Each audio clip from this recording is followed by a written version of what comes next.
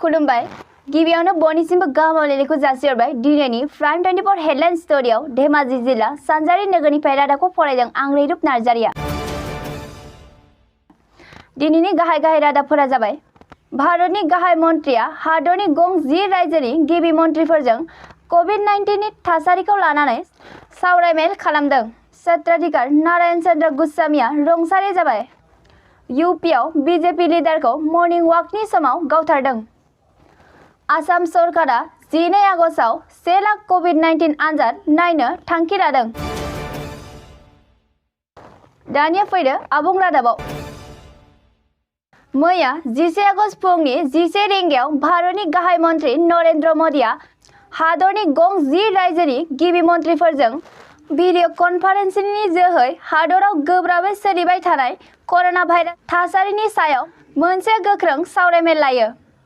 बे सावरायमेलाव फारियै महाराष्ट्र, अन्ध्र प्रदेश, बिहार, गुजरात, उत्तर प्रदेश, तेलेंगाना, पान्जाब, तामिलनाडु, कर्नाटक आरो वेस्ट बेंगल बै रायजोफोरनि गिबि मन्थ्रिफोरा हादरनि गाहाय मन्थ्रिजों लोगोसे सावरायमेलाव बाहागो लायो। बे सावरायमेलनि गेजेरजों महाराष्ट्र, अन्ध्र प्रदेश, तामिलनाडु, कर्नाटक आरो उत्तर प्रदेश बे मोनबा रायजोफोराव हादरनि मादावनो कर'ना भाइरासनि बांसिनै साग्लोबनायनि सायाव सावरायो आरो बेरामखौ थाबैनो मोजां फाहामथाय दिहुननानै हादर आरो रायजोनि गेजेराव गोजोन थासारि लाबोनांगौनि सायाव सावरायलायनाय जायो।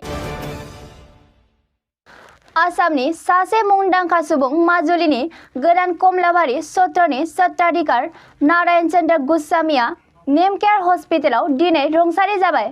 थांनाय माखासे साननि सिगांनिफ्रायनो लोमजानानै दंमोन आरो रुंसारि जाबाय होननानै खौरां मोन्दों। बिथांनि जिउ गोमानायाव रायजो राजाफोरा दुखु मोननाय फोरमायदों।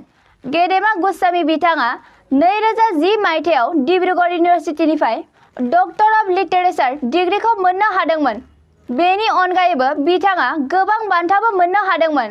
गां 20 निख्रुइबो बांसिन बिजाब लिरनानै एबा सुजुनानै बिथाङा बिहोमा होलांदोंमोन।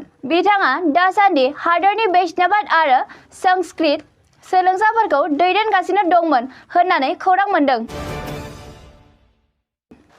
आसामनि हेल्थ डिपार्टमेन्टआ 12 आगस्ट खालारखालि थामहिनबा दिनै गासै 1 लाख सुबुंफोरखौ कर'ना टेस्ट खालामनो थाखाय थांखि लादों होननानै state health and family welfare डिपार्टमेन्टनि मिनिस्टार पीयूष हाजरिकाया फोरमायदों। हेल्थ डिपार्टमेन्टआ थांनाय समबारखालि 60,425 सुबुंखौ टेस्ट खालामनाय जादोंमोन। बेसोरनि गेजेराव 2,900 साखौ पजिटिभ मोननाय जादोंमोन।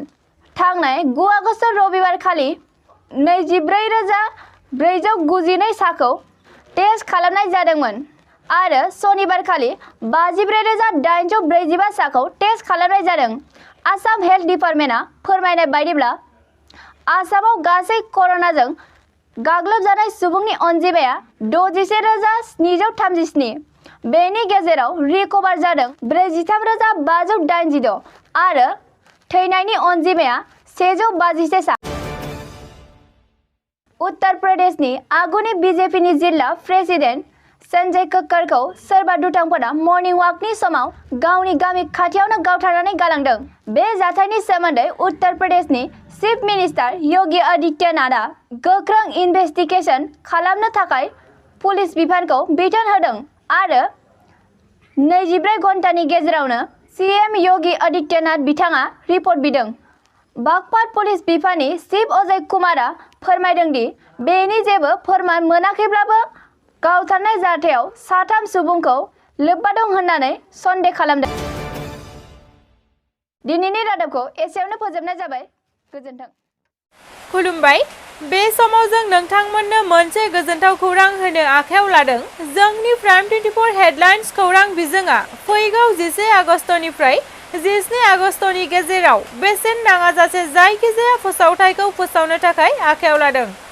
बेनिखायनो जाय सुबुङा फोसावनो गोसो बिथांमोना 8399040182 जानबुं नाम्बाराव कल खालामना सुलाद लानो हागोन।